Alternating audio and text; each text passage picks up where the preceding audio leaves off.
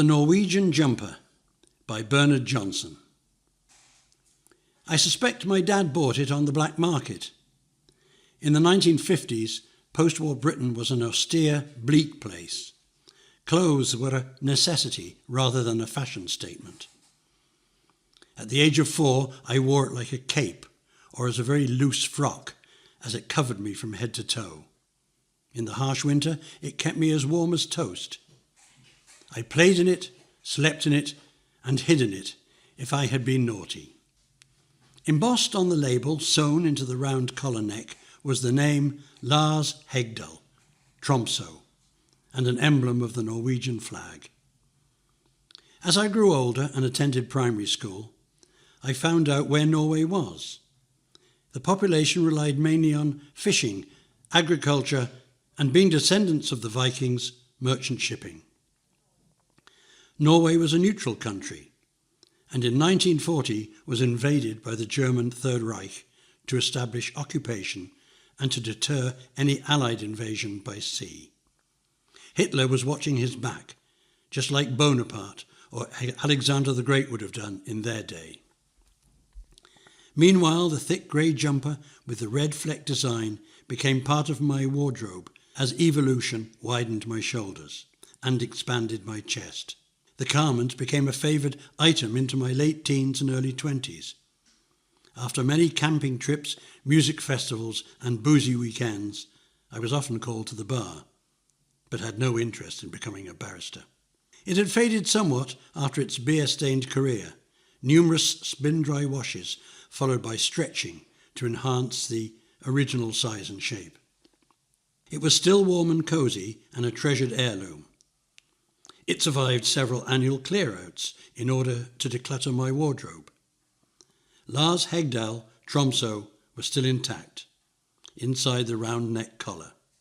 A treasured souvenir from the land of jagged mountain peaks, creaking glaciers and crashing waterfalls. So, after several decades, my curiosity finally determined that I would venture north. Norway was on my radar, and being a solo, independent traveller, some planning and research was necessary. I booked a flight to Bergen, studied the travel options to travel up to and beyond the Arctic Circle. It was obvious that the ancient Vikings took to the water to rape and pillage. I therefore took the first option, the water, and widely chose to ignore the latter activities.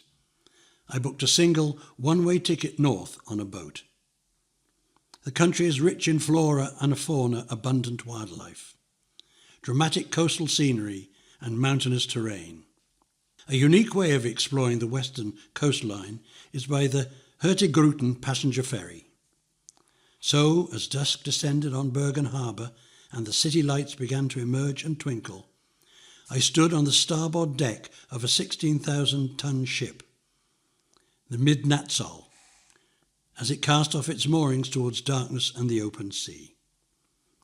It had commenced its bi-monthly voyage up the northern coast, crossing the Arctic Circle towards Kirkenes on the Russian border. Then, after uploading, it would turn about and return to its home port 14 days later.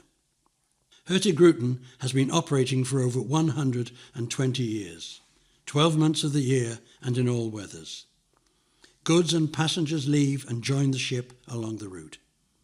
Some stops are major towns or cities, while others are small hamlets or tiny offshore islands. These ships maintain a regular schedule and ensure stability of supplies to the fishing, mining and shipbuilding industries. Every day and night, some 12 similar Hurtigruten vessels are ploughing a nautical course up and down the Norwegian Sea. My ultimate destination, however, was Tromsø, 2/3 the way north. Packed in my sturdy travel bag was my old jumper, still intact, but sadly I am not as slim and trim as I would like. For sentimental reasons alone, I had to satisfy a lifelong curiosity.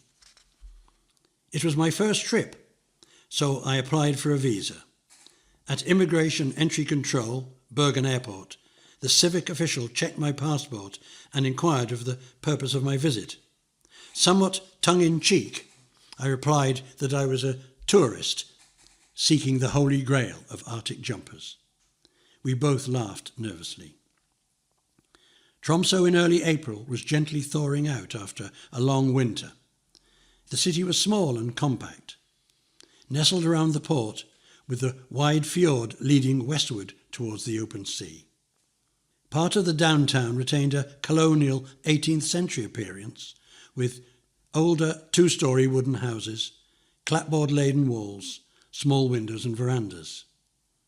This neighbourhood had fine panoramic views of the open water, bordered on both sides with snow-capped mountain peaks. In between the antique shops, museums and restaurants was an establishment with bespoke jackets, designer shirts and quality woolen goods, displayed in two windows either side of the entrance doorway.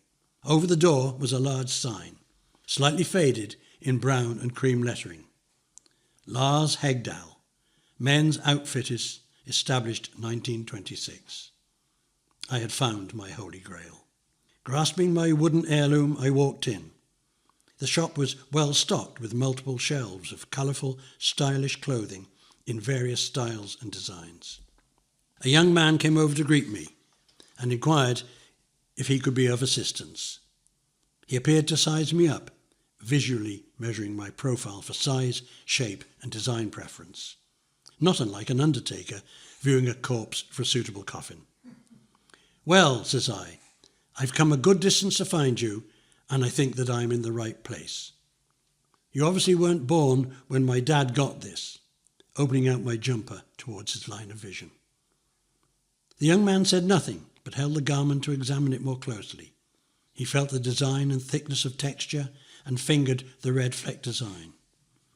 Almost whispering, he asked, "When did you get this? Where did you get this?" I briefly outlined the lineage. Possibly my father bought it 60 years ago from a Norwegian refugee who needed cash to get home. "Amazing," replied the young man, who I later discovered was the grandson of Lars Hegdal. "Could I show this to my dad? He's just out back in the workroom." "Sure you can," says I. "You obviously recognise it as an old-style Hegdal antique original." We both smiled simultaneously. I wandered about the shop, which was empty of customers, and tried to imagine the shop 70 years ago. Would the customers have been weather-beaten fishermen or merchant seamen stocking up with thick jumpers, socks and trousers to protect them from the icy winds and gales, before setting off for another voyage into the cold, merciless oceans? My fantasies were interrupted by the young man and his father, who looked like the stereotypical tailor, horn-rimmed glasses and measuring tape draped around his neck, hanging down over his waistcoat. The father spoke. "Sir, did you know that this wool and the design is now very rare and a collector's item? Almost a cult acquisition in Norwegian history folklore. My father sourced and designed this range, produced in the Lofoten Islands. The wool from native sheep and goats was interwoven and stitched by hand, and had excellent qualities in outdoor exposure on land and sea. Such pieces are rare nowadays. I'm grateful to have seen this in this shop. It brings back a lot of memories of my dad." We had a long conversation about the history of the shop that had survived the Depression in the 30s, then the war and the German occupation. He told me that his father Lars had been killed in Tromsø in 1942, along with 20 neighbours, dragged from homes and businesses to a public square and shot by a Nazi firing squad in retaliation for recent partisan activity. I made a decision on the spot to leave the jumper with the Hegdals to keep as a memento, on the strict basis that we part as friends and that my trip was an experience. I had no need or desire to keep this old relic, and I was returning it to a descendant of the man who was killed as a victim of the war. Lars' son and grandson protested that I could not leave it like that. They were torn between family pride and my insistence that I would gift it back to the family. 2 weeks later, back safely in Ireland, I reminisced on my Arctic journey. Norway is a magnificent country for fresh air and scenery. the patriotic, independent spirit of the Norwegians becomes apparent the more you travel the nautical coastline. Admire the isolated wooden houses built right on the seaward edge of the craggy shoreline, and ponder on the fact that they are owners of one of the wealthiest reservoirs of natural gas and petroleum in the world. I also pondered on the gap in my hanging wardrobe, deficient by the absence of my certain jumper. The next day I received a DHL parcel. Inside was a greeting note from Tromsø and a brand new XL Norwegian-style jumper. It was grey with dark red emblems, similar but not the same as my old heirloom. The grandson who originally sized me up that morning in Hagdal's shop explained that my jumper is now proudly displayed, framed on the wall of their establishment. They were most grateful for my generosity and initiative. So I am the beneficial recipient of a Norwegian jumper that will no doubt see me out. Skerry's Undertakers, please copy.